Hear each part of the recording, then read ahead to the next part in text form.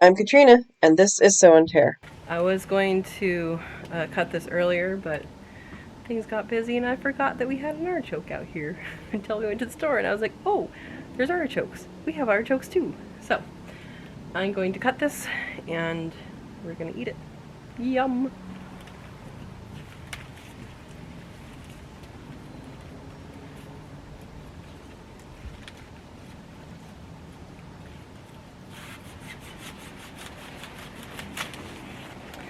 Now, I like to cut on an angle and do the whole stem because this part is edible too.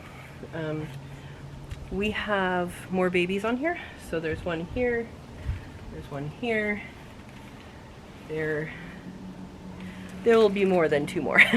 But there's more babies on here that will get a little bit bigger. They're not going to get too much bigger because these are young plants.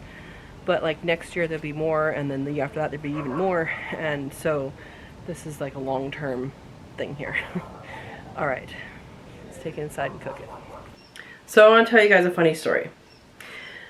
One time I was cooking some artichokes, and I have always soaked them.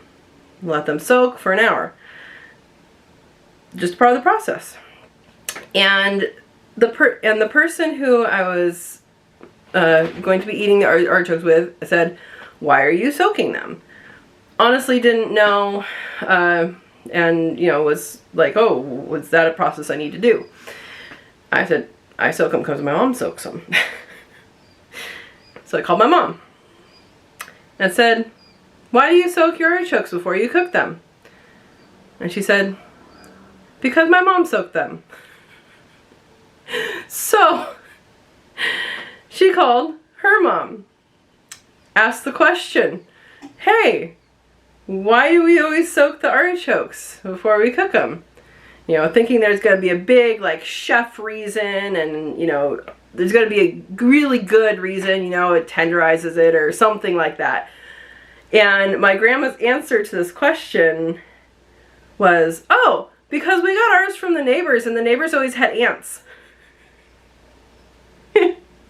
So she was soaking them to get rid of the ants in the artichokes. So that's how tradition's born. That's how some things get perpetuated without any answer, without any knowledge of the past. Don't necessarily have to soak your artichokes. But it did come out of my garden, and in remembrance of my grandma and talking with my mom about it, I am going to just soak this. I'm not going to do an hour, but I am going to soak it because it did come out of my garden. I don't know that I have ants in here, but I could have something. So I'm going to soak it and come back to it and go from there. I am going to soak it in here. I am going to use a knife to cut off the head part, and I'm going to save the stalk. I'll peel that and cook it a different way. Alright, so this is just going into the water. Looks like I need more water. I do use filtered water whenever I have stuff in the stove. That's just my preference. I lived in an area once where we were on boil order way too many times to trust city water. We haven't had that issue where I am now, but I'm always cognizant of it. Now there is air bubbles in here, so if you are going to soak, especially if you do have ants or other insects, just roll it around a little bit and you'll get little air bubbles come out, and that will help with that. So I am going to get some more water on there and we'll end up soaking it. Alright, we have water in the bottom of this pan, and I like to steam it. I know it looks super lonely in there, but it's the only one ripe. So water's been heating up. I just thought I'd show you that because I almost missed showing you guys that. And I will bring it to boil and then turn it down a little bit, and we're putting on the lid. Alright, so you see that steam coming up? That means we have enough steam in there, and it is time to turn this down medium, maybe medium low, we'll see. And we're going to let that steam for quite a while. It's been about 15 minutes. Let's see how it is. So we're starting to see color change. Oops, you're fogging up. Starting to see some color change, but I don't think it's ready yet, but I wanted to show you guys what you're looking for. So you take some tongs and you can go in here and pick it up by that. If it doesn't fall off, well, that's almost ready. If it doesn't fall off, it's not ready. If it falls off real easy, it's ready. And we can go from there. I'm going to test this and see if it's ready. Well, I don't know where my stand is, so this is what you get. So this is what you eat off of the artichoke. You eat that part right there, you scrape it with your teeth, and then you also eat the center, which I'll show you when we get to that. So I'm going to test this by scraping it with the teeth.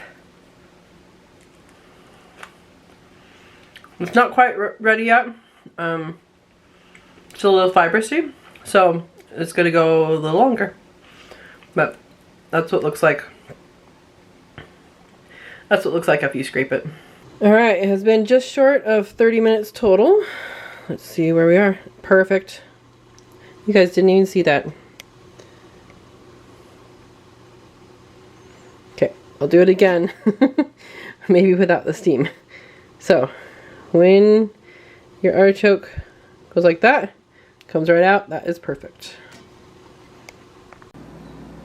Alright, there is our artichoke. And I like to eat it with mayonnaise. That might be weird to some people. I actually don't like mayonnaise except for on artichokes and broccoli. So, in things like, you know, egg salads, that kind of stuff. But, I'll show you how to eat this. Pick off one of these. Dip it a little bit in here. There you go. And you can scrape it on your teeth. On in. And there you go. So good. And the reason why I'm showing how to cook it, how to eat it, even though it is so simple, I did Qigong and some ladies from China came over to this conference that I was at, and they bought an artichoke. They saw it in the store. They didn't have a clue what it was, and they bought it and they kept it in their hotel room and looked at it like. And they said they didn't know how to cook it or how to eat it or anything. And we made one for it. We made some for them. And they thought that it was the most wonderful thing on earth. Like, they loved it. And they asked, well, what did you add to it? What did you add to it? And we actually just ate it plain. We didn't add mayonnaise or anything. And it's like, no, we just steamed it. That's the artichoke. It just tastes good all by itself. And so, while it seems simple, some people have never seen these things before, and they do look weird, and it is the flower bud of a thistle. If you let that keep on developing, you're going to have a purple flower. And yeah, so anyway, it was a funny thing that happened, and you kind of think you get used to the foods that you know, and you kind of think that everybody knows it, until something like that happens when they really didn't know what this thing was or what to do with it. They knew it was food, but they didn't know how to cook it or, you know, how you eat it or anything. So it's very simple. You just steam it, and then you eat scrape the inside of the leaves, and then this goes to my worms. And then once we eat down into the middle, I'll show you that, and that is the heart, and that looks different, and you eat it somewhat differently. So anyway, I thought I'd share that story because I thought it was pretty funny. Really nice ladies. So, alright, I'll see you in a bit. So Manuel had never had an artichoke either until we got together.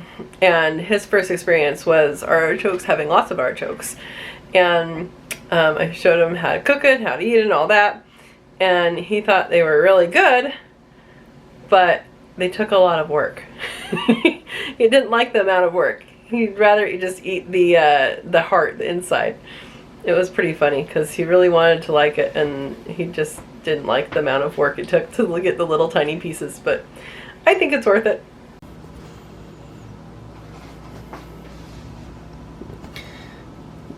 So this is what the artichoke looks like once you've gotten the outer leaves off. There's the base.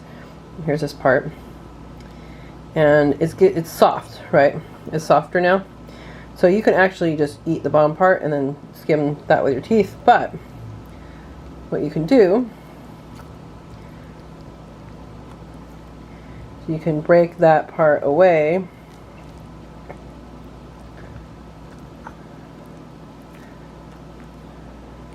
And then you have this whole thing. And you can just dip that whole thing in. And then you have this and you can munch on that. So when it gets softer like that, you can actually just eat it. You don't have to scrape it or anything.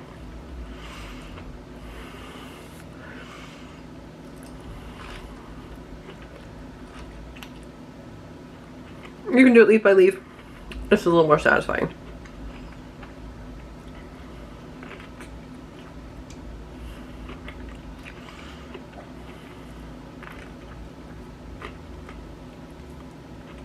Okay.